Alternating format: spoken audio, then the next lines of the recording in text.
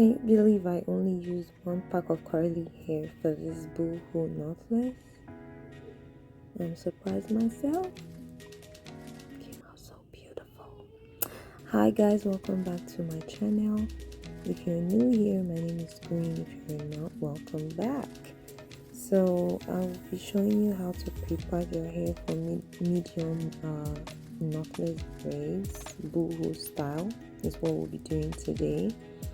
The first step I like to do is cut out the front piece, which is from ear to ear over the top of the head. I like to do that because the front is almost like half of the head. Why? Because the front is wider than from the nape of your neck towards the middle. Meanwhile, the middle is full of hair. But after doing that, I just create a middle part and then I part the rest side by side. Depends on how wide the person's head is. For her, I was doing 4 parts on both sides. The first one was 5, but I corrected that later, so it's going to be like 8 lines, 8 rows in all in front. And then I like to connect the line from the middle, from the front through the middle to the other ear also, just so each of them from the back and the front has the same line, if you know what I mean. If you just watch closely, if I'm confusing you, don't listen to me, just watch closely at what I'm doing and you get what I'm saying. So I just like make 4 parts up and then 3 lines down, like 4 rows at the top of her head from the middle, and then from the nape of her neck to the middle I have 3 rows, because the surface area of her head is a bit bigger than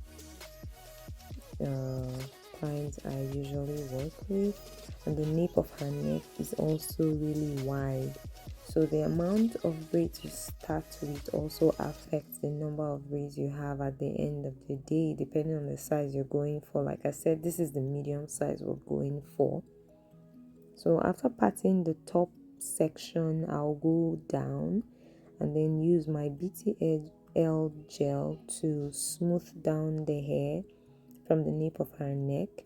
Usually if I'm doing medium size, I normally do 3 at the bottom and then the second line would have 4.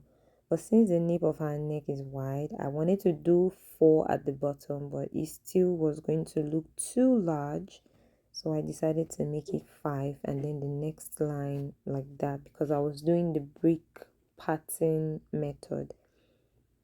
So I just go ahead to start braiding.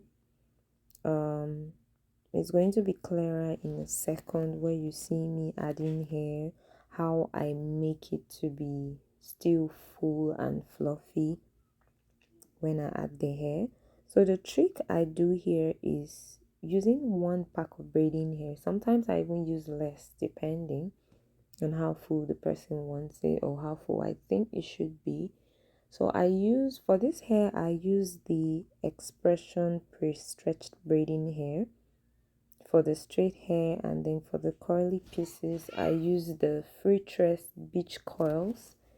I like the beach coils because it tangles very minimally. I like to compare the beach coils to the Rasta Free body wave and water wave hair.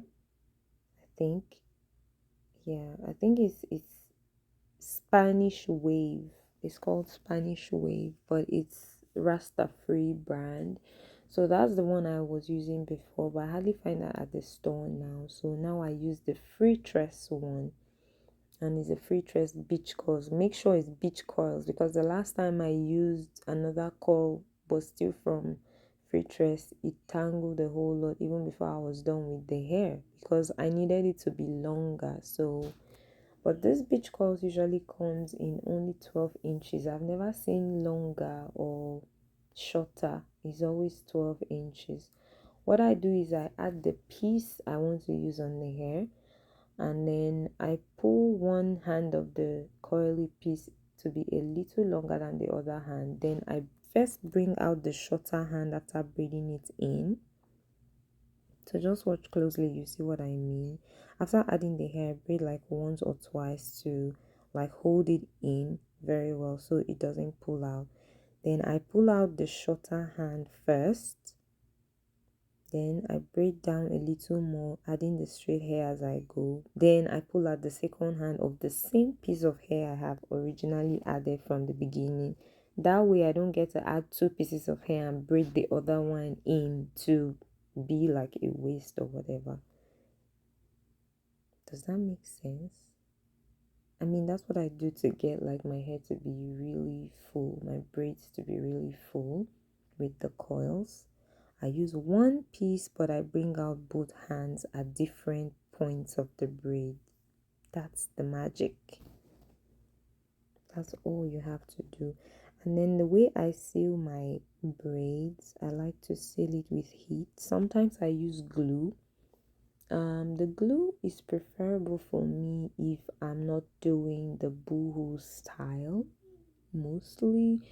But ever since I started using heat to seal the hair, it just works for me every single time. So I just use that instead.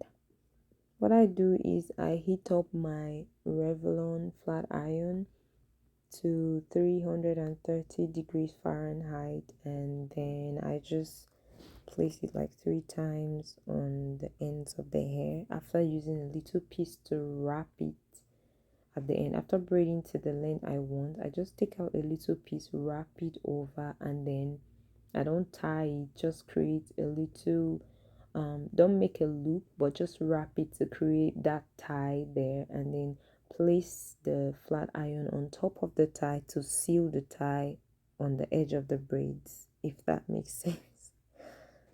Yeah, that's what I do. So this is how I like to part my hair. This is like how I like to fluff out the curls on my braids. And this is how I do my knotless, basically adding of hair and all of that. If this was helpful, please let me know. If it wasn't, I don't know. But make sure to subscribe to my channel and leave a comment, a question, an encouragement, just anything you know would help. I promise to do more tutorials for you guys henceforth. So yeah, I'm trying my best. See you guys soon. Just keep watching. Bye bye.